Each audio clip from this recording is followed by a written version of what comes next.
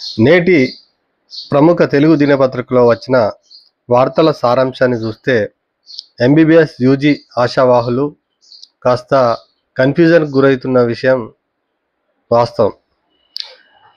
అసలు విషయం ఏంటంటే నేటి ప్రముఖ 2 దినపత్రికల్లో ఎంబీబీఎస్ యూజీలో దేశవ్యాప్తంగా 10,650 సీట్లు పెరిగాయని, ఇందుకు గాను నేషనల్ మెడికల్ కౌన్సిల్ ఆమోదం లభించిందని, 41 ప్రభుత్వ కళాశాలలను 129 ప్రైవేట్ మెడికల్ కళాశాలలో ఇచ్చినటువంటి ప్రతిపాదనలను నేషనల్ మెడికల్ కౌన్సిల్ అధిపతి ఆమోదం తెలిపినట్లు వార్త ప్రచురితమైంది. దేశం మొత్తం మీద ఎంబీబీఎస్ సీట్ల సంఖ్య 137,600కు పెరిగిందని తెలిపినట్లు వార్త సారాంశం. అయితే ఈ 2 దినపత్రికలో వచ్చిన వార్తల్లో ఈ యొక్క పెరుగుదల 2024-25 విద్యా సంవత్సరంకు గాను పెరిగాయని రావడంతో ఆశావాహులు తికమక పడుతున్నారు. కారణం ఏంటంటే 2024-25 విద్యా సంవత్సరం ఇదివరకే ముగిసింది. ప్రస్తుతం జరుగుతున్నది 2025-26 విద్యా సంవత్సరం కాబట్టి కన్ఫ్యూజ్ అవుతున్నారు.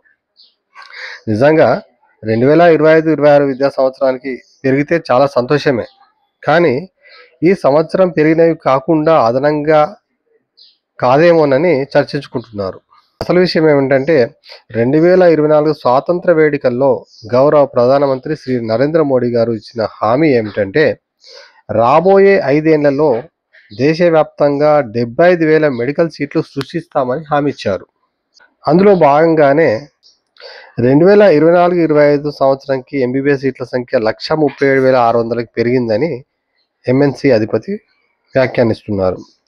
2024-25 విద్యా సంవత్సరం పూర్తయింది కదా, దీని సారాంశం 2025-26కి పెరిగింది అనుకోవాలా, లేదా 2026-27 నుంచి పెరగబోతుంది అనుకోవాలా అనేటువంటి విషయంలో ఆశావాహులు కాస్త సందిగ్ధంలో పడ్డారు.